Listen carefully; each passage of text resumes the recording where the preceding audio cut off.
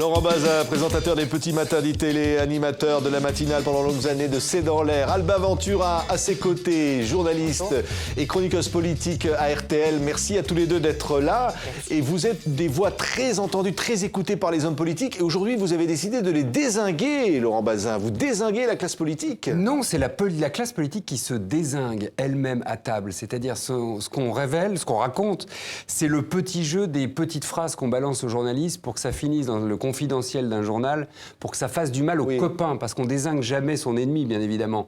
Je veux dire, le type du camp d'en face. Quand on dézingue le type dont on veut la place ou qui menace la vôtre. Oui. C'est ça le bal des dézingueurs. Éditorialiste politique à RTL, Alba Ventura, vous dézinguez?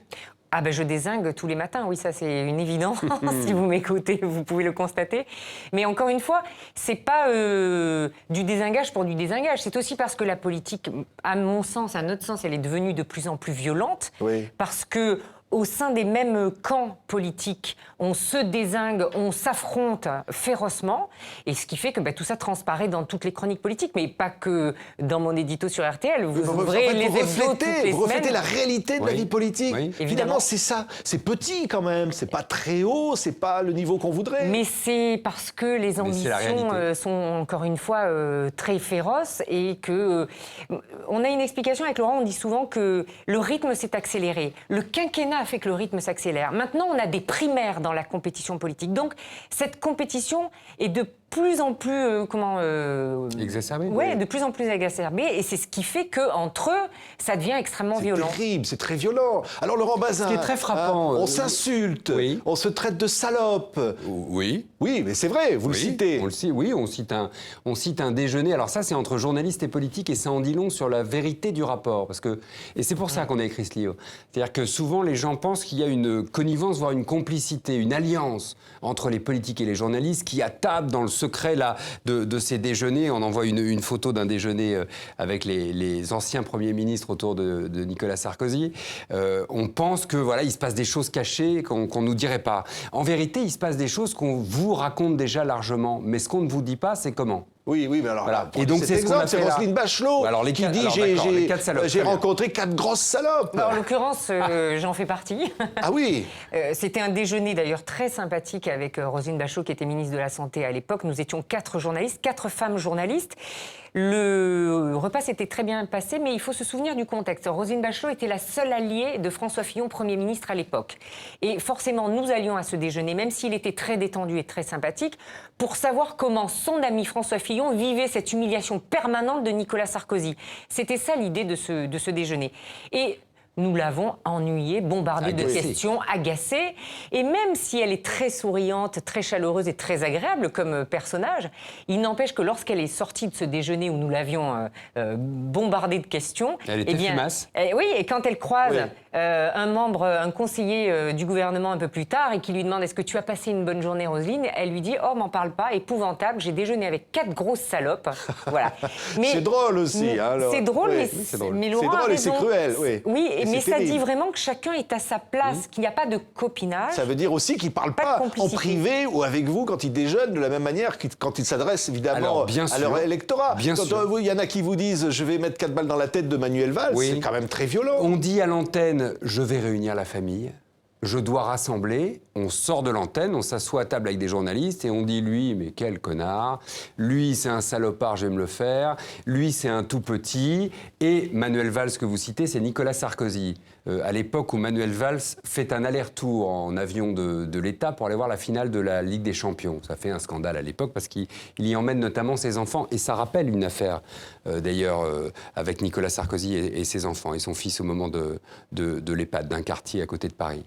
Et là, tout le monde dit c'est un peu embêtant d'attaquer Valls frontalement parce que ça va rappeler Nicolas Sarkozy par ricochet. Mais Nicolas Sarkozy, trop de démagogie. Voilà, Nicolas Sarkozy, il n'est pas du tout là-dedans. Il est au taquet à l'époque. Il dit faut le dessouder, faut le dézinguer d'une certaine manière. Et donc il dit effectivement cette phrase. Quand l'adversaire est à terre, faut lui mettre une balle entre les deux yeux. Ce qui est terrible, c'est que ça reflète une vérité politique, peut-être plus proche de la réalité, finalement, que le discours officiel. Oui, mais est-ce que c'était pas aussi violent entre Mitterrand et Rocard? Est-ce que c'était pas aussi violent? Mais ça veut dire qu'en politique, on ne peut pas dire les choses aux électeurs, franchement, vous recueillez ces confidences que vous rapportez dans ce livre, hein, qui fait beaucoup de buzz, hein, comme on dit, hein, et qui rappelle des conversations privées du off, c'est-à-dire ce qu'on est censé ne pas dire. Je vous arrête.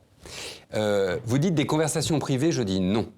Aujourd'hui, des déjeuners, c'est 3-4 personnes minimum, 3-4 journalistes minimum avec un homme politique. Quand Manuel Valls organise des déjeuners qu'on peut considérer comme des déjeuners de briefing ou de débriefing de la politique gouvernementale, il y avait au début 12 personnes autour de la table, il y en a aujourd'hui 25. C'est-à-dire que ce sont des conférences de presse clandestines. Oui. Ce ne sont pas des déjeuners privés. Mais dans lesquels il peut vous demander, vous dire « je veux pas que ces propos sortent ». Il vous demande ça. Oui, mais ils le disent de moins en moins. De moins en moins, parce qu'en que ça vérité, ne les gêne pas. ce sont des déjeuners de communication. C'est pas de la connivence, au fond. Il n'y a pas de la connivence, Alba Ventura. Non, c'est vraiment de la communication. Et de leur part. Hein. J'ajouterais même de la communication à outrance. C'est un peu aussi ce qu'on montre dans ce livre, c'est qu'on est un peu désolé de voir que la communication a pris le pas sur l'action. Mais non, il n'y a pas de connivence. Lorsque vraiment on nous demande de ne pas dire, parce que par exemple on est en train de parler d'une réforme qui est en préparation, mais pour ne pas heurter les syndicats ou une partie de la gauche, etc., on nous dit attention, ça c'est triple off. Alors maintenant c'est ce qu'on emploie comme terme entre... Donc on sait qu'il va falloir que nous on se renseigne de notre côté, qu'on fouille un petit peu le sujet, mais qu'on ne va pas sortir tout de suite l'info. Encore une fois, c'est la vérité. Mais pour le reste, tout est très transparent. Nos hommes politiques sont nuls. Et... Ça, il parle de Pépère en parlant de Hollande. Oui, ça, c'est Arnaud Montebourg qui parlait de François Hollande dans l'appelant Pépère. Mais il est très content lorsque ça sort dans la presse. Un vieux con prétentieux, à un moment, c'est Wauquiez. Laurent Wauquiez, à propos de Michel Barnier. Il y a des termes très crus. Hein, c'est vraiment... Ils sont... mais ça ne les gêne pas. Patrick, c'est la vie. C'est la vie. Les gens dans la vie, quand ils en ont contre quelqu'un, leurs termes sont parfois très crus. Les hommes politiques sont comme dans la vie. Oui. Ça n'enlève rien à la noblesse. Ça n'enlève rien à la noblesse de la fonction publique. Bien sûr, mais ce que vous tournez autour depuis le début et vous avez raison. Je veux dire, on n'élit pas des hommes politiques pour qu'ils passent leur journée à se dézinguer entre eux. On les élit pour qu'ils agissent. D'une certaine manière, ce qu'on veut dire dans ce bouquin, c'est bien sûr qu'ils agissent aussi, mais ils passent trop de temps à faire de la communication. Faites moins de com. Voyez les journalistes si vous avez besoin de les voir, évidemment, pour expliquer ce que vous voulez faire.